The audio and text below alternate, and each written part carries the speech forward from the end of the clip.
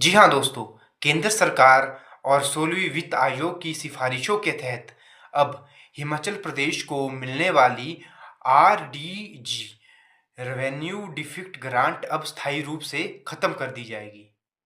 पर अब सवाल ये है कि क्या ये जो फैसला है वो न्याय संगत है?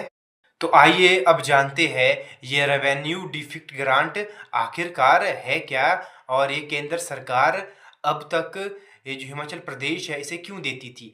सबसे पहले इसमें फैक्ट समझने की बात है कि ये जो हिमाचल प्रदेश है वो कोई साधारण राज्य नहीं है। जो हिमाचल प्रदेश है वो स्टार्टिंग से ही एक स्पेशल कैटेगरी जो स्पेशल स्टेट है उसके अंडर आता था, क्योंकि यहाँ की जो जियोग्राफिकल कंडीशन है, यहाँ की जो भौगोलिक परिस्थितियाँ है वो हमेशा से दुर्लभ रही है, अलग रही है, क्योंकि हिमाचल प्रदेश एक पहाड़ी राज्य है। यहाँ पर जो उद्योग है, फैक्ट्रियाँ हैं, कंपनियाँ हैं, वो सीमित मात्रा में है। और यहाँ के जो लोगों है, लोगों से ये जो सरकार है, सरकार जो टैक्स है वो भी एक सीमित मात्रा में ही लेती है। तो ये सब देखते हुए केंद्र सरकार हिमाचल प्रदेश को एक जी नाम का ये जो रेवेन्यू डिफिक्ट ग्रांट है ये देती रही है, जिसके तहत हिमाचल प्रदेश को इस ये सुविधा होती थी।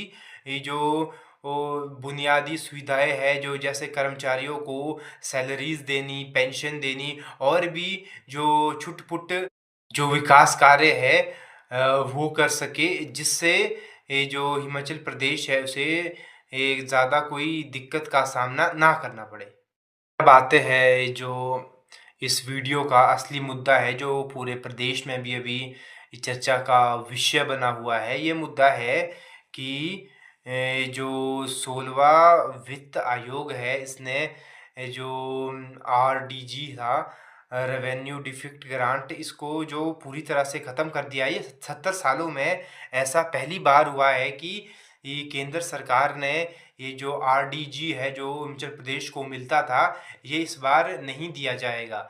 कहने का मतलब ये है कि कई विशेषज्ञ हैं, कई जानकार हैं, उनके अकॉर्डिंग उन्होंने जो डेटा निकाला है उनके अकॉर्डिंग अगले 5 साल की बात करेंगे तो हिमाचल प्रदेश को इससे लगभग 50,000 करोड़ का नुकसान होगा। जी हाँ, आपने बिल्कुल सही सुना, 50,000 करोड़ का नुकसान होगा। पर अब सवाल ये है कि हिमाचल प्रदेश जैसा एक पहाड़ी राज्य इस प्रकार के जो वो 50,000 करोड़ का जो नुकसान हुआ है, इसकी भरपाई कैसे करेगा? तो ऑब्वियस सी बात है, इसको पूरा करने के लिए कर्ज़ा लिया जाएगा। जब ज़्यादा